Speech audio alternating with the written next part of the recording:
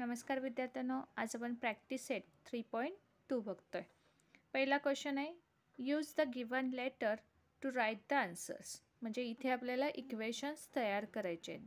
जे आपल्याला इन्फॉर्मेशन दिल्या त्याच्यावरती इक्वेशन तयार करायचं आहे. पहिलं आहे, there are A trees in the village let if the number of trees increases by B every year, how many trees will there be after X year. इथे सांगितलं की या विलेजमध्ये A ट्रीज आधीपासून प्रेझेंट होत्या. इथे every year B number of trees increase केला जातोय, असं X इयरपर्यंत चाललं होतं असं सांगितलंय. तर त्यांनी विचारलंय मग त्या इयरपर्यंत X इयरपर्यंत टोटल नंबर ऑफ ट्रीज किती असणार आहेत हे आपल्याला इक्वेशन तयार करायचं आहे. तर पहिलं लिहून घेऊया, the number of trees at present is equal to A. A number of trees त्या विलेजमध्ये ऑलरेडी प्रेझेंट आहेत. The number of trees increases by B in a year. म्हणजे B नंबर ऑफ ट्रीज त्या इयरमध्ये, प्रत्येक इयरमध्ये इन्क्रीज केला जातोय. Therefore the number of trees will increases by Bx in X years.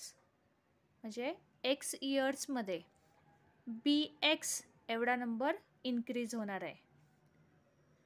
Therefore the number of trees in the village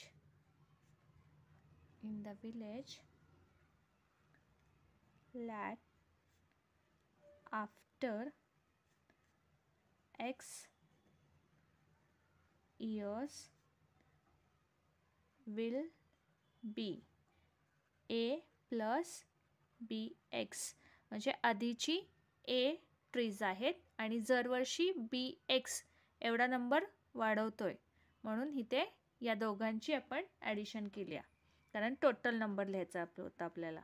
there will be A plus Bx trees in the village let. Okay, अशा पद्धतीने आपलं हे पहिलं example solve करून झालेलं आहे. आता आपण दुसरं एक्झाम्पल बघतोय. For the parade there are Y student in each row and X such rows are form, then how many students are there for the parade in all. म्हणजे इथे विचारलंय की एका परेडसाठी Y स्टुडंट एका रोमध्ये आहेत आणि अशा X रोज आहेत. तर त्यांनी विचारलंय टोटल नंबर ऑफ स्टुडंट्स किती. तर आता आपण लिहूया, द नंबर ऑफ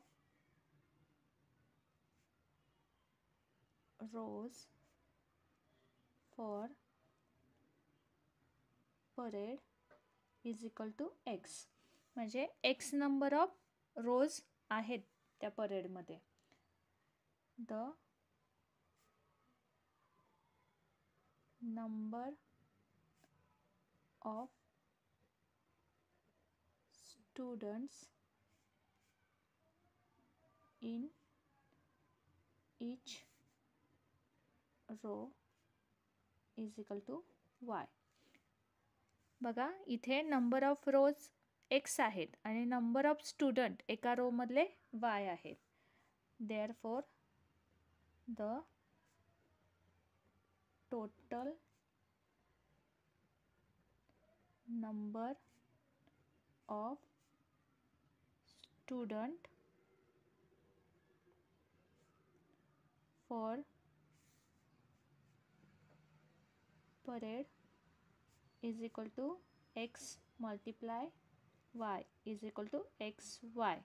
म्हणजे आपण काय करतो, जेवढे रोज आहेत आणि एका रोजमध्ये किती मुलं आहेत यांचं मल्टिप्लिकेशन करतो आणि टोटल नंबर काढतो. म्हणून मी इथे या दोघांचं मल्टिप्लिकेशन केलं आहे आणि आपला टोटल नंबर याच्यावरून हे इक्वेशन तयार केलं आहे. फायनल आन्सर लिहूया आता. The number of student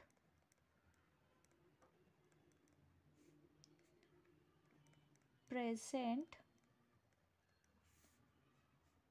for the parade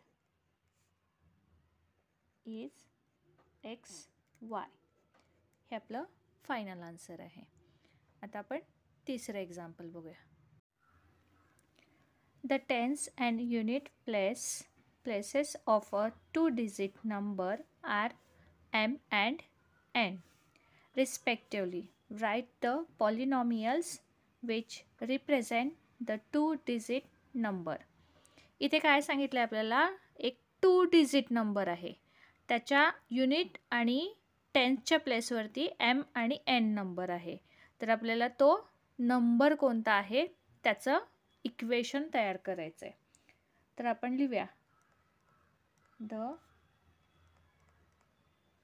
place value of the digit m at